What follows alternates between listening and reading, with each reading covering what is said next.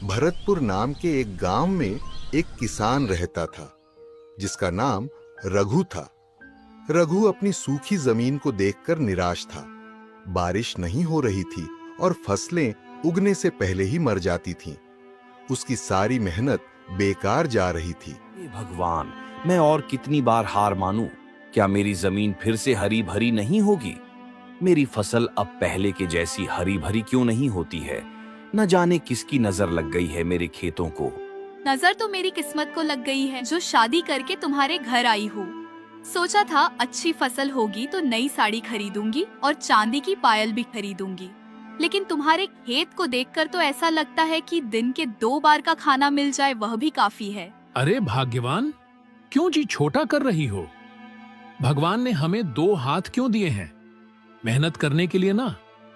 देखना, एक ना एक दिन मेरी मेहनत जरूर रंग लाएगी और हमारे खेत भी फिर से हरे भरे हो जाएंगे और फसल के ढेर लग जाएंगे। देखते रहो ऐसे सपने, हकीकत में तो अनाज के ढेर नहीं लगेंगे। शायद सपनों में ही राजा बन जाओ। हाय रे फूटी किस्मत। रात का समय हो गया था और रघु खेत में उदास होकर बैठा था। तभी एक बूढ़ा साधु उसके पास आता है। साधु को प्यास लगी होती है। वह रघु के पास आता है और पीने के लिए पानी मांगता है।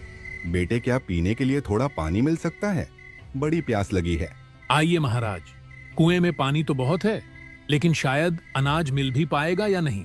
लीजिए, पानी पीजिए। बहुत ज्यादा प्यास लगने की वजह से साधु पानी पी लेते हैं। थोड़ी देर बाद साधु रघु से पूछते हैं, बेटा, क्यों इतनी उदासी? क्या तुम अपनी जमीन को सोने जैसा फलता फूलता देखना चाहते हो? तो लो ये नक्शा। रघु के मन में डर और उत्सुकता का मिश्रण था, लेकिन उसने फैसला किया कि वह इस चुनौती को स्वीकार करेगा। रघु ने अपनी यात्रा शुरू की। जंगल में खतरों का सामना करते हुए उसकी हिम्मत बार बार टूटने को हुई, लेकिन वह हर मुश्किल से लड़ा। रघु एक नदी पार करने की कोशिश करता है। तभी एक भालू उसके सामने आ जाता है। तुम कौन हो और यहाँ क्यों आए हो? मैं अपनी जमीन को बचाने के लिए स्वर्ण बीज की खोज में हूँ। मुझे रोकना मत। रघु का साहस देखकर भालू ने उसे जाने दिया। यह उसका पहला इम्तिहान था। रघु एक चमकती हुई गुफा में प्रवेश करता है। वहां एक सुनहरा पेड़ होता है जिसके नीचे एक छोटा सा बीज रखा होता है।